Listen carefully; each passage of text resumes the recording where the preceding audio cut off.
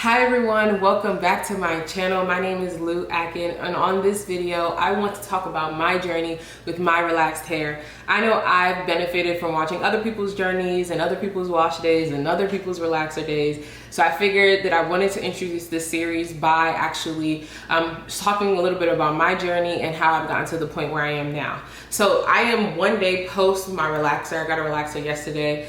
You'll see that towards the end of the video, but I wanted to share it as my hair is actually out so you guys can see, and we can also discuss it a little bit. So in 2018 October, 1 month after getting married, I decided to go ahead and cut my hair into a pixie cut. As you'll see on the screen, I was so excited to have this cut. I was in a new phase of life, and you know, as the memes say, like when a woman enters into a new phase or she's going through a crisis, she cuts her hair off. I wasn't going through a crisis, but I was like, finally, this is my opportunity to actually cut my hair the way that I wanted. So I was going back and forth with how I wanted to cut my hair for years, until finally I decided to just say, like, today is the day. So in October 2018, I cut my hair into a pixie cut. So from October 2018 to March 2020, I basically had a pixie cut, but in between, I was kind of going back and forth about growing my hair and getting protective styles as well. So the two reasons as to why I eventually decided to grow out my pixie cut. Number one, pixie cuts are expensive to maintain. And while some people have been able to finesse the system, for me personally, unless you're going to the salon every week or every 2 weeks, it's very hard for your pixie cut to look fresh as well as to always look presentable. So because I couldn't really at that time afford to go to the salon every 2 weeks to get my hair set, styled, all of that, I figured, like, okay, I'm realizing that in this phase of life right now, I can't afford this pixie cut, so I'm just gonna go ahead and let it grow out. So that was my decision in March 2020, but from before that, I was still trying to figure it out. Maybe I would get my hair styled once a month, things like that, but it still wasn't up to the standards of how I wanted my hair to look.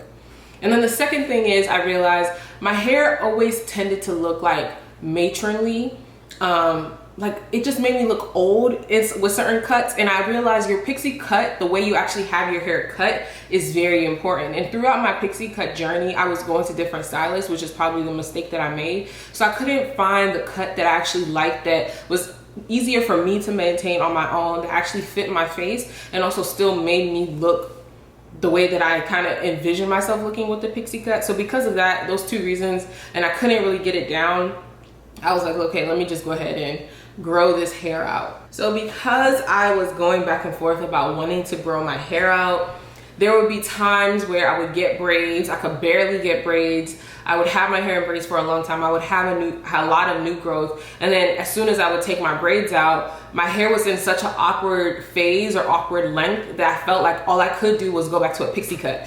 So pixie cuts are like addicting, because you have to decide to grow your hair out, and then it goes like immediately, like maybe 2 months after having a pixie cut without getting it refreshed or getting it cut. It's like you're already in this awkward phase. So if you're in that awkward phase and you're already feeling it, it's like easier to go back to the pixie cut than to actually progress forward and actually grow your hair out. Like I was looking for videos on how to grow out this pixie cut style that I could do to my hair. It was just a lot going on. And then 2020 came, and you guys already know what happened. March 2020 was my last pixie cut, as you can see on the screen. And that was when all of the salons at that point had shut down. So now I'm given no choice but to grow my hair out. So March 2020 was my official last pixie cut. I didn't know it was gonna be my last pixie cut, but because I was in the predicament where I couldn't go to a salon, I know that some hairstylists were still seeing people in their house, but because I was jumping around to different stylists during my whole 2-year period of having a pixie cut, I didn't have a solid relationship with any one stylist where they would have invited me to have my hair done during that time. So I was really just out of luck. So because of that, I was like, okay, I guess I'm growing my hair out now. But it was so awkward. Like I felt like I could only get braids. And the reason why it was also awkward for me is that I feel like I don't know how to wear wigs well, like a full like closure wig well, in order for it to look how I want it to look in my head. So because I was having that problem, I would try wigs, I would do this, I would watch all the videos, I would get all of the tools, and I was like, today's the day, I'm gonna get it right. And then every single time it just turned out looking crazy. And I was like, okay, this is just not working for me. And I was actually saying it, like, someone needs to have like a class where you just teach people how to do their hair. And I know we have that with makeup classes, but with hair classes, it's like, I need to learn how to actually do this for my own self. And I just was having that difficulty. So in June, we are well into lockdown. Salons are still closed. I decided that I was gonna give myself my own relaxer. I watched all relax day videos and I was like, okay, I know this, I got the routine down, I can do it. And when I did it, it actually wasn't bad. I didn't have too much new growth. It was from March to June. And I wasn't really at this time having like a official time where I wanted to stretch my relaxer. I was just kind of going with the flow because this was all new to me. So in June, I relaxed my hair myself. I actually did it okay, but because I was so conscious of like doing it for the first time, I actually did not have my hair didn't relax as well for that period of time. So when I wash my hair, I can see, kind of like if someone has a Tex-Lax, I can see the texture for that particular relaxer, and I can see that it wasn't as relaxed at that portion. And that was because I was in a rush. I was scared. When I wasn't in a rush, but I was just afraid that I was gonna mess my hair up. So I just washed it out like immediately. So that happened. And then I was able to get my hair more into buns. So I was rocking the buns, and then I did my Fulani braids at one point. And then finally in July, I was able to finesse in some way getting a sewing. And the stylist that did my sewing, I have a relationship with her. She had done like one of my Pixie cuts during that time period. So I said, you think my hair is long enough? And she said, girl, we gonna try. And she definitely tried, and it was very, like, I really enjoyed that experience. The only thing is that my texture of my hair didn't match as well with the actual extensions, which caused it to not blend as well. But overall, it was still like, I loved having a sew-in. So I got my Fulani braids when I was actually going on vacation, so I decided to get the Fulani braids. Fulani braids were good, but something that I learned through the process, I actually went on vacation, so I was in the water a lot, and then I was in the heat. So it caused a lot of like flaking in the part area. It was very itchy, and it just had a lot of tension. So I had a lot of bumps in that parting area, and I was like, oh, I can tell that this is not the best thing for my hair right now. And it just didn't feel good, and I felt like I was even scratching so much that I was breaking the skin on my scalp. So even though I love my Fulani braids, like that's one of my favorite styles, I was like, okay, maybe I should hold off because the tension that it requires, because my hair is not long enough, or the braider is just a really tight braider. Also a different person, and now I remember, she did them really, really, really tight than the other person that I usually go to, and I think that was also part of the problem. At one point, I tried half wigs, and the half wigs weren't bad. I guess the one thing for me is because I have a bigger forehead, if I do a half wig and it's like higher at this point, it just kind of looks like the projection from the side just looked weird. And I was like, okay, half wigs, maybe I needed to get a more textured one, but the straight one, I wasn't really feeling that either. So I was like, okay, I'm not feeling the half wigs. I tried to do these little mini perm rods to make it look like my hair was natural, but like an afro, because I don't even mind my hair being short. Like having short hair is not a problem for me. It's just figuring out how to style it. So that was okay, but it wasn't, like, I still didn't do it as well as I could have in order to execute it the way I wanted it to look. But still, it was a style that I could do, and being in that awkward phase. In November, I got another relaxer. And at this point, like I said, I didn't really have any rhyme or reason as to how long I was stretching my hair for. But because my hair was getting a little bit longer, it still was like an awkward length in the back where I felt like it had like this tail whenever I would move my head. That I didn't like that, but I liked how I looked. Like I liked how it looked from the front. But at this point, my stylist was telling me, like, you know, your hair is growing. I really encourage you to like try not to stretch your relaxers more than, I think she said 16 weeks at that time. So I was stretching until 16 weeks. And she was like, you don't want to go over that. And I even think that that's too much. So I was like, okay, I'm hearing you. So I started to be more regular with going to a stylist, or to my stylist. And at this point, the only time where someone else did my relaxer was one time, and then once when I did it myself. In December of 2020, I decided to get a Maven sew-in, and the Maven sew-in wasn't bad. The quality of the stylist was good. Now the quality of the hair wasn't the best. However, this was the first time where I did have texture bundles where I actually matched my texture a little bit more. And whenever I get sew-ins, whenever I have anything in my hair, I actually don't put a lot of heat in my hair. I just want it to match the texture, so that way I can just put it in a ponytail and go. Because I work out so much, it was important for me to make sure that I didn't have like a texture that wouldn't match. I would need to wash my hair and blow dry it and flat iron it. Like, I'm not that type of person. Like, I really endeavored to only put heat in my hair once a month, and I kind of stuck with that even with having the sew-ins in my head. In February 2021, that is when we closed on our house. So I didn't like the hair from the Maven program, but I did like having a sew-in. So I just used some old bundles, and I went to get another sew-in in February. And that was just because it's easier for me. I don't have to worry about my hair during that time period. So it worked out, and I felt like, I don't know, I felt good having my hair done for the closing of the home. I don't know, that's just something that was important to me. So I decided on getting my hair done like a week before, and then I just kind of like got bundles that I already had at home and just made it work. And it worked out, and I really, really enjoyed going to that stylist for the sewing. And at this point, I'm going everywhere for sewings. I still didn't have a stable person. And the reason why is because the person that does my relaxers, which is the Ashley, I go to her all the time for my relaxers. She doesn't really do a lot of sewing sewing styling. So because of that, I have to always find someone else to do that type of style. I have to find someone else to do my braids as well if I want braids. But ideally, you know, having someone to do all of your styles in one place that they actually know your hair and they care about the health of your hair, I think that's also very important as well. So at this point, my hair is just growing, it's flourishing. I'm happy with it. And then I go to get Microlinks installed. And I got the Microlinks installed April of 2021.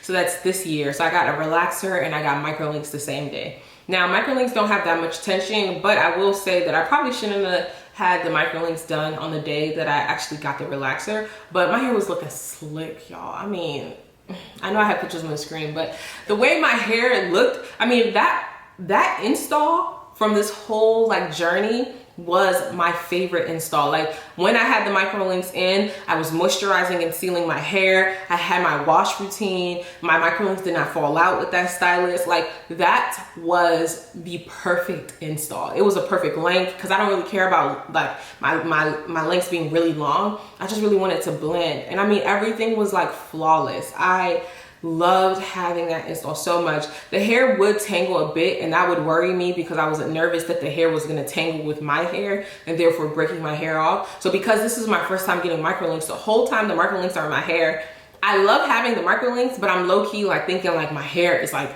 destroyed under here. Like, what's going on with my hair? I'm so nervous. Like, I hope my hair is like better, or it's not like something's not happening to it underneath, because when you have a sew-in, your hair is cornrowed away. But when you have Microlinks, your hair is out. It's just there. It's like in between the actual tracks. So because I was so nervous, I was like, I think I went 2 months having the Microlinks in. You can definitely go longer, but I was so nervous. I was like, I need to take them out. So I got the Microlinks taken out. My hair was blow dried, and then that was the length. I have a picture on the screen of how the length of my hair actually looked with the Microlinks taken down. So my hair was growing. It didn't damage my hair having the Microlinks taken down. The relaxer that I got before didn't damage my hair. But overall, having that experience was like, okay, now I understand the process of Microlinks a little bit better. I'm not nervous. And if I do ever want a sew-in or like extensions, I think I'm going to always opt for Microlinks. But what I've learned is like, Microlinks, but bring my own hair, because I know my texture of hair is different, because a lot of people who get Microlinks are natural and they're not relaxed, and I think the textures match them a little bit more. So I think it's just knowing that my hair, knowing the texture of my hair is also very important for me. So what I've decided is like, I'm either going to do Microlinks or I'm getting U-parts. So I did order a U-part wig because I think that would also be something that's easier for me to style, especially if I'm doing sew-ins. If they could just sew the U-part down and it'd be the same style. That's what I'm deciding to do in regards to extension styling moving forward. From June until now, I got Microlinks again. I got lemonade braids. I was doing my buns, I was doing my ponytails. Like those were my styles of choice. And I was just waiting for my hair to get to this point. So technically from March until now, I believe it's been March, April, May, June, July, August, September, October. So it's been 19 months and your hair is supposed to grow half an inch a month. So let's see, 19 times half an inch.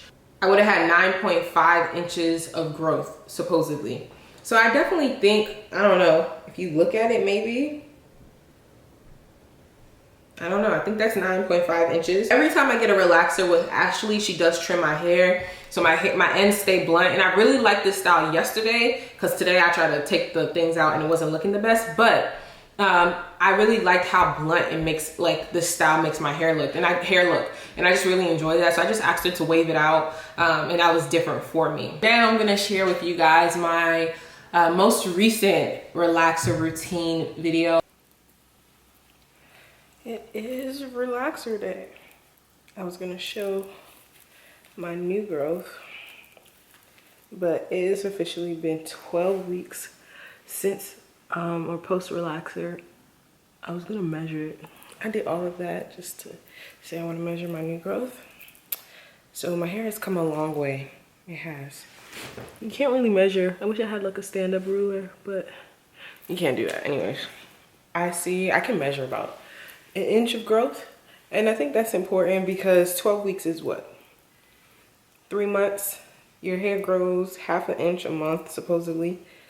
So the expected growth is about an inch and a half between relaxers for me.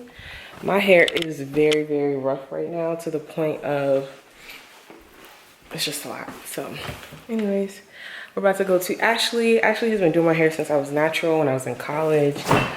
She cares about healthy hair, which is important for me.